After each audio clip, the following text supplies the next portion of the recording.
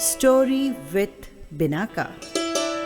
सुनिए कहानी बिनाका की जुबानी। हाजिर है सुभद्रा कुमारी चौहान की कहानी एक्सीडेंट।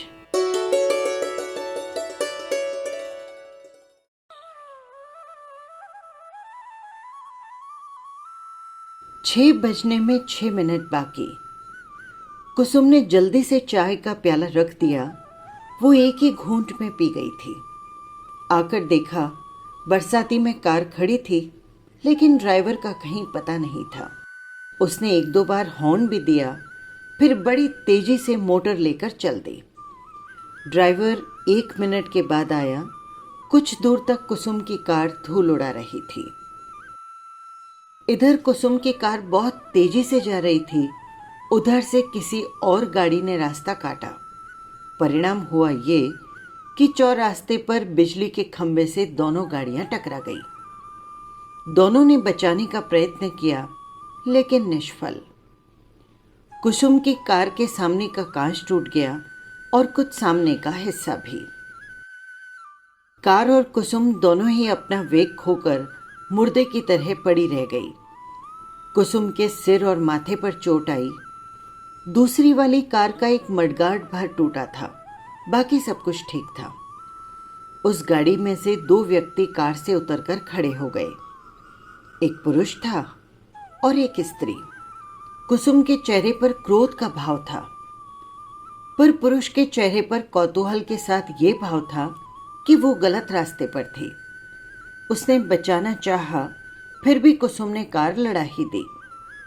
कुसुम के सिर के बहते हुए खून को देखकर तुरंत ही पुरुष ने अपना रुमाल निकाला और उसके सर पर कसकर बांध दिया और फिर नम्रता से बोला,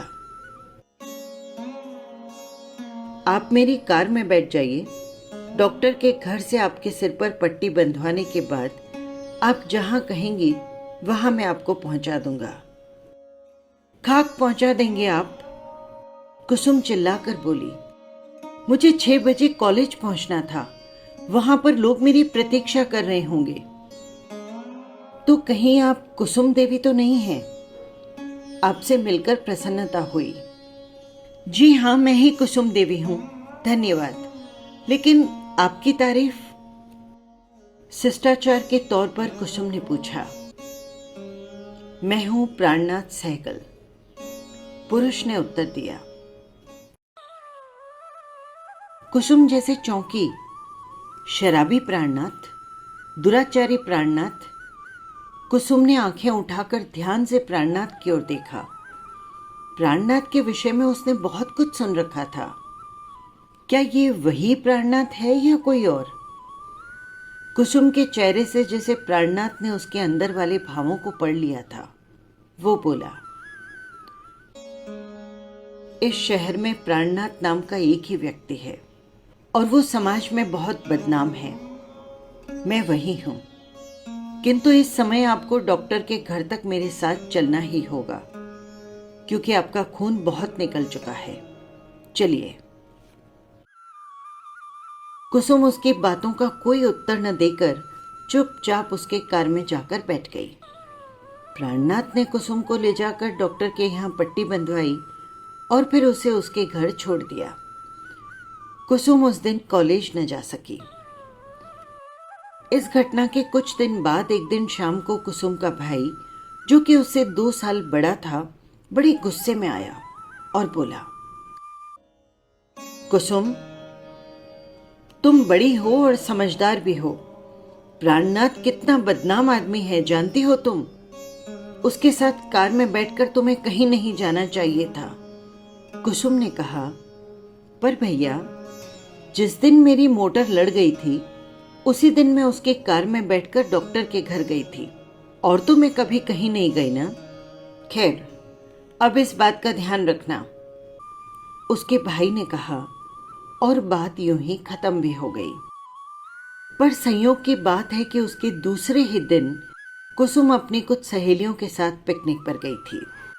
लौटते समय दूसरी लड़कियों को उनके मकानों पर उतारकर जब वो वापस आ रही थी, तो ठीक प्राणनाथ के बंगले के सामने उसकी मोटर का पेट्रोल खत्म हो गया।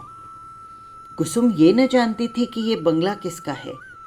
उसके साथ कोई नौकर भी न था। लाचार उसे उस बंगले वाले से सहायता लेनी ही थी। इसी मतलब से वो फाटक के अंदर गई। सामने ही वर्दी लगाए एक चपरासी खड़ा था। अंदर से संगीत की ध्वनि आ रही थी। स्वर किसी स्त्री का था। कुसुम बंगले में इस प्रकार गई जैसे बंगले की स्वामिनी हो। चपरासी को रोकने का साहस न हुआ। संगीत से कुसुम ने अनुमान लगाया कि अंदर कुछ औरतें होंगी, लेकिन अंदर पहुंचकर उसने जो देखा उससे वो एकदम सहम से गई। एक बहुत अच्छे ढंग से सजे हुए कमरे में एक तरफ प्राणनाथ बैठा शराब पीता हुआ एक अखबार पर नजर दौड़ा रहा था और दूसरी ओर एक गायिका जो स्पष्ट रूप से गणिका थी, वो गा रही थी, कहना बाजू बंद खोल। कुसुम को देखकर गणिका कुछ सकपकाई। कुसुम ने पहले गणिका और फिर प्राणनाथ को देखा और ठिठक गई। प्राणनाथ ने भी कुसुम को देखा। वो खड़ा हो गया और बोला, कौन? अरे आप हैं कुसुम देवी, लेकिन आप यहां कैसे? फिर तुरंत ही उसने गणिका से कहा, बाहर कमरे में जाकर बैठो और चपरासी से तांगे के लिए कह दो, तांगा आने पर चली जाना। और फिर मनी बैग से 2 10-10 रुपए के नोट निकालकर उसे दे दिए। गाने वाली सलाम करके चली गई।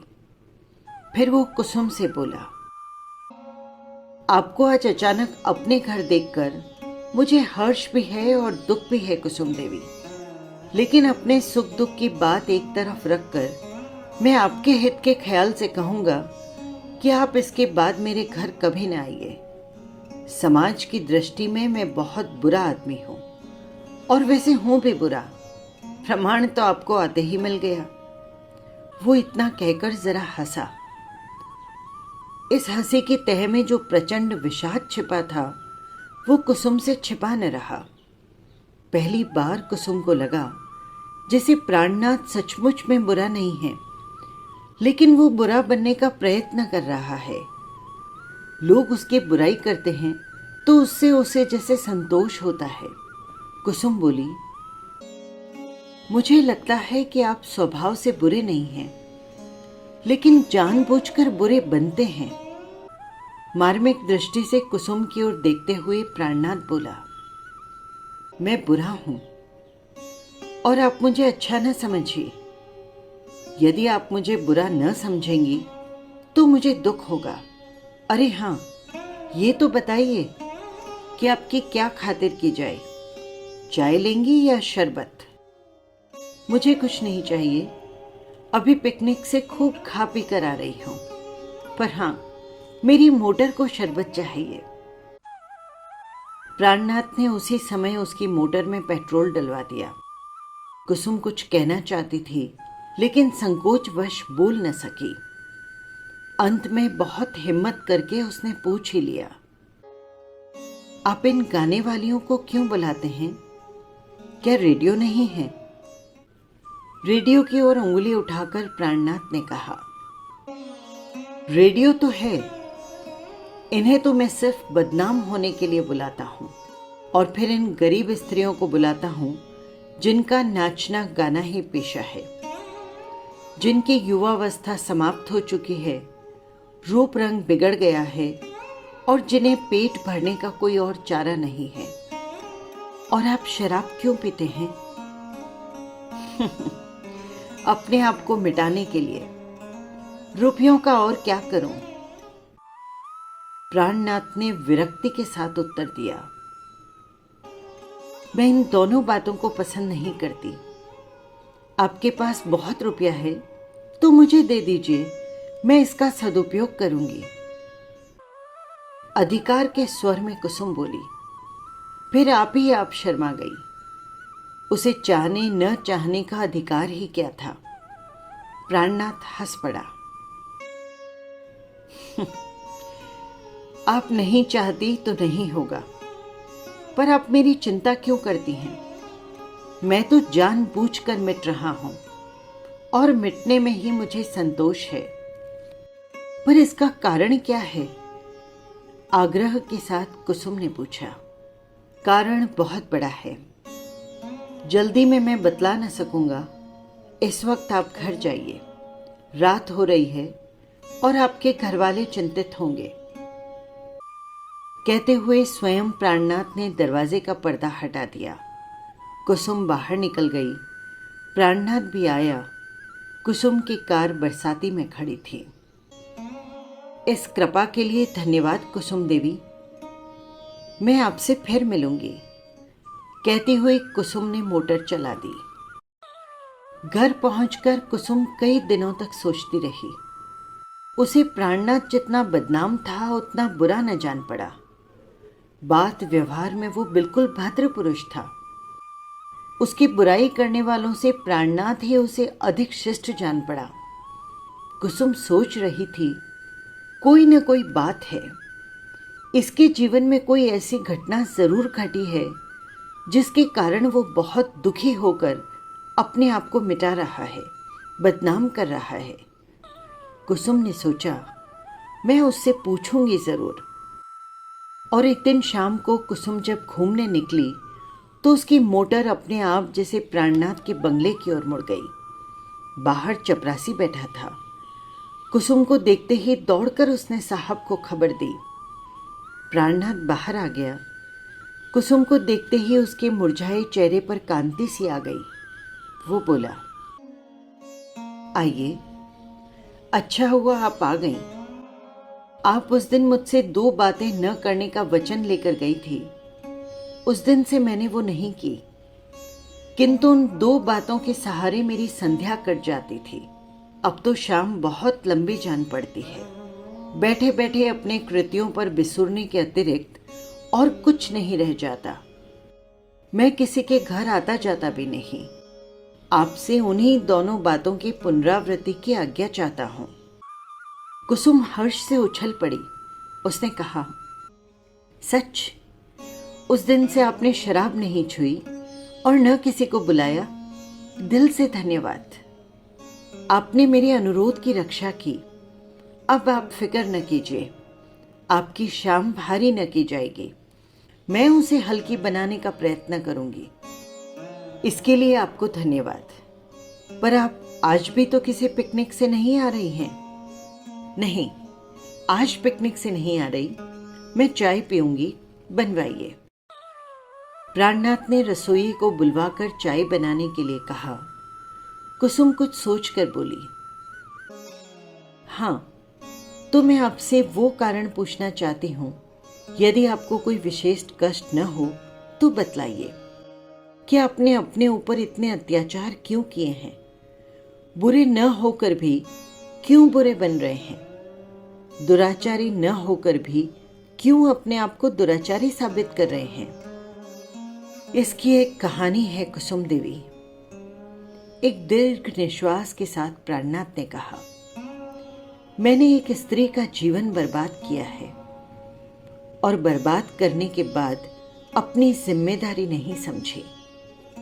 उस पर व्यर्थ का संदेह किया, उसे सताया और बड़े ही नाजुक समय में मैं उसकी ओर से इतना उदासीन रहा, उसकी बातों को ठुकराया कि शायद वो गली गली टुकड़े मांगने तक को विवश हो गई होगी।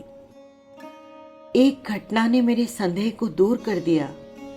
मैंने अपनी गलती समझी और जाना कि वो बिल्कुल निर्दोष है। उसके साथ बड़ा अन्याय किया है। मैं उससे क्षमा मांगने, उसे लाने के लिए गया, किंतु तब तक उसका वहां कोई पता नहीं था। कहीं भी पता नहीं लगा। न जाने वो कहाँ चली गई। इस ख्याल से भी मैं बहुत सी औरतों के यहाँ गया हूँ कि न जाने कहाँ किस अवस्था में मुझे मेरी रुक्मणी मिल जाए। मैं उसका अपराधी हूँ। कम से कम उससे क्षमा तो मांग सकूं। कुसुम ने कहा, बस बहुत हो चुका। आपने अपने ऊपर काफी अत्याचार किए हैं। अब आप ये न कर सकेंगे। आपने एक स्त्री के साथ अत्याचार किया है, कष्ट मुझे भी हुआ है, पर आप अपने ऊपर जो अत्याचार करते हैं उससे भी मुझे कष्ट होता है। अच्छा सुनिए, मैं आपको कल अपने यहाँ चाय के लिए निमंत्रित करती हूँ। शाम को 5 बजे आ जाइए, या कार भेजनी पड़ेगी? वैसे तो मैं आ जाऊंगा, पर आपके घर वाले इस बात को पसंद न करेंगे। मेरा आना उन्हें अच्छा न लगेगा। मेरे घर में कोई भी आपके खिलाफ नहीं है, कुसुम ने दृढ़ता से कहा। मेरे भैया जरा कुछ ऐसा वैसा कह रहे थे, पर मैंने उन्हें समझा दिया है। सभी आपसे मिलना चाहते हैं। कल आप आएंगे ना? जी हाँ, आऊंगा। ठीक 5 बजे? हाँ, ठीक 5 बजे। दूसरे दिन कुसुम ने चाय के लिए बड़ी तैयारी की। बहुत तरह तरह की मिठाइयाँ और फल इत्यादि मंगवाए। कुसुम को पहले तो प्राणनाथ पर तरस आता था, अब वो उससे कुछ प्रेम करने लगी थी। उसने अपनी कुछ सहेलियों को भी बुलाया था। कुसुम अपनी सहेलियों से अनेक बार प्राणनाथ की चर्चा सुन चुकी थी। वे सब प्राणनाथ के नाम के साथ ही घृणा का भाव व्यक्त करती थी। कुसुम उन्हें दिखला देना चाहती थी कि जिस प्राणनाथ को वे शराबी, बदमाश और वासना का कीट समझती है, वास्तव में प्राणनाथ वैसा नहीं है। उसने निश्चय किया कि पहले वो प्राणनाथ का परिचय किसी को न देगी। उसके बारे में सबकी राय जान लेगी, तभी बताएगी कि वो आदमी कौन है। उसका भाई घर में नहीं था। बूढ़े पिता बच्चों की इस पार्टी में शामिल होने वाले न थे। कुसुम ही थी जो कुछ थी, और उसकी माँ और सहेलियाँ थी। उसकी सहेलियाँ पहले ही आ चुकी थी। प्राणनाथ ठीक 5 बजे आया। प्राणनाथ बहुत गोरा और देखने में सुंदर था। कुछ देर इधर उधर की बातें करने के बाद कुसुम ने अपनी परिचारिका भामा को चाय लाने को कहा। कुसुम देख रही थी कि उसकी सहेलियों में से कोई भी प्राणनाथ से जंगली जानवर या हौवे की तरह डर नहीं रही हैं, किंतु खुलकर स्नेह के साथ बातचीत कर रही हैं। एक दो ने चुपके से पूछ भी लिया, ये कौन है कुसुम? कुसुम ने कहा, मेरे दूर के रिश्ते के भाई होते हैं। इसी समय भामा चाय लेकर आई। एक सुंदर सी ट्रे में उसने चायदानी और प्याले वगैरह सजा रखे थे। मेज के बहुत करीब वो पहुंच न पाई थी कि एकाएक उसकी दृष्टि प्राणनाथ पर और प्राणनाथ की दृष्टि भामा पर पड़ी। एक क्षण तक दोनों ने एक दूसरे को देखा। अचानक भामा जैसे कांप उठी। उसके हाथ से ट्रे छूटकर धरती पर गिर पड़ी। चायदानी उसके पैरों के पास गिरकर फूट गई। प्याले दूर दूर तक कमरे में बिखर गए। भामा निर्जीव सी वहीं धरती पर बैठ गई। प्राणनाथ के मुंह से चीख के साथ निकल पड़ा, रुक्मणी! और वे सब अपनी अपनी कुर्सी छोड़कर निर्जीव सी पड़ी हुई भामा की परिचर्या में लग गए।